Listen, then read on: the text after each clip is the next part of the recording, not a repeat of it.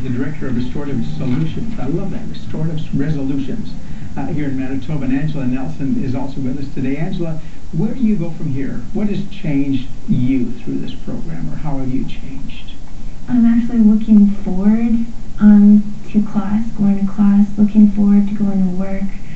Before, I just wanted to stay home and hide. I didn't want to go anywhere.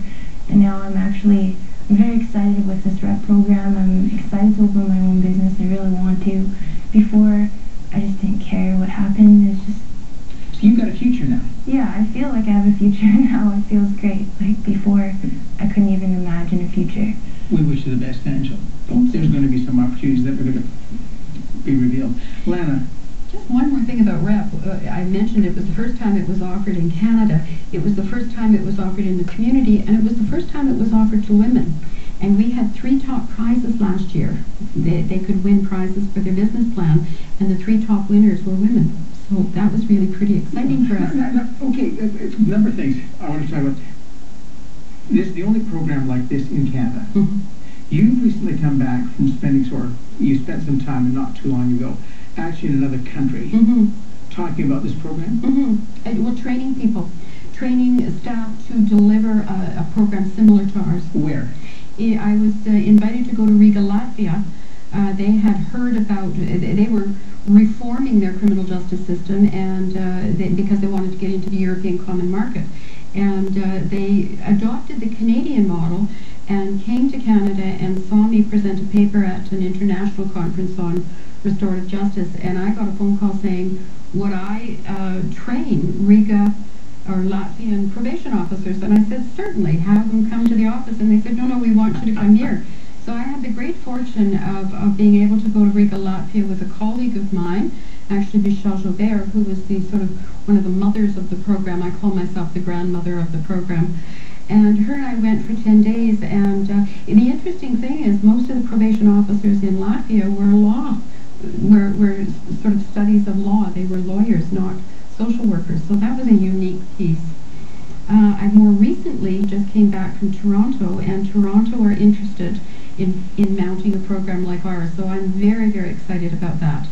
Okay. No, really, where the future, you're saying this is the right, if we can, for those that fit the program, you're just simply saying it's not a one size fits all. No, it's not a panacea for everything, but certainly for those people who are ready, who are at the stage that they recognize changes need to be made, this is the way to help put them through. And it's expensive, though. You're putting a lot of time and energy into this.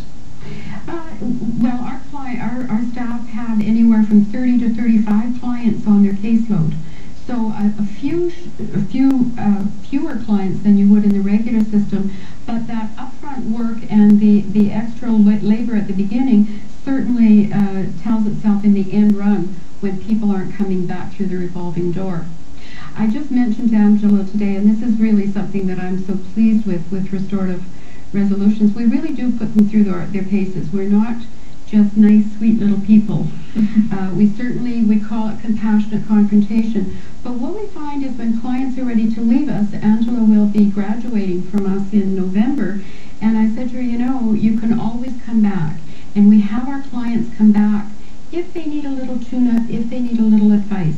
I just had a young man come back after 10 years and said, I'm afraid that I'm sort of following a path. And so I spent about 6 or 8 weeks seeing him individually. So the program is always open to our clients, and I think that's a great comfort.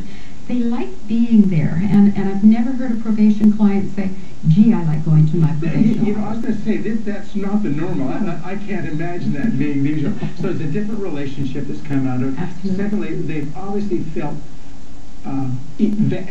valued. They have felt that they have purpose, and there's an intent to help them along. One of the questions I want to ask about, what do we do about gang, are people that are involved in gang environments, are they welcome in your program? No, that's one area that we really have to steer away from. Our office is very different than any other probation office.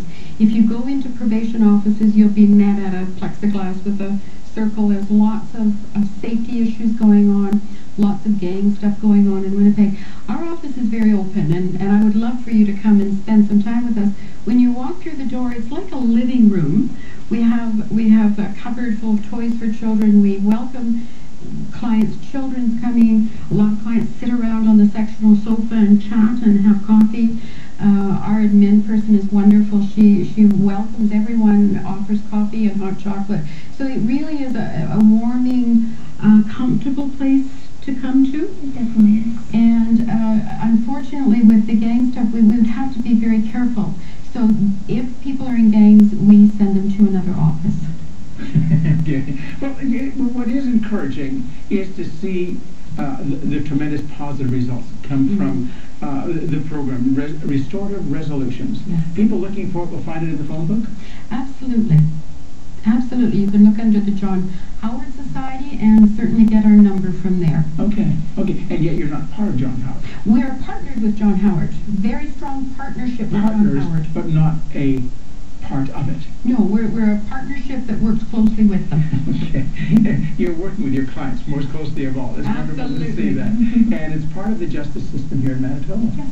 Wonderful to see what's going on there. I just want to thank you for joining us today. And Angela, thank you for sharing your story. Really appreciate that. No problem. Lana, thank you. Thank you very And much. keep on doing the good stuff. And we want to thank you for joining us for the Anne Foundation. See you next time.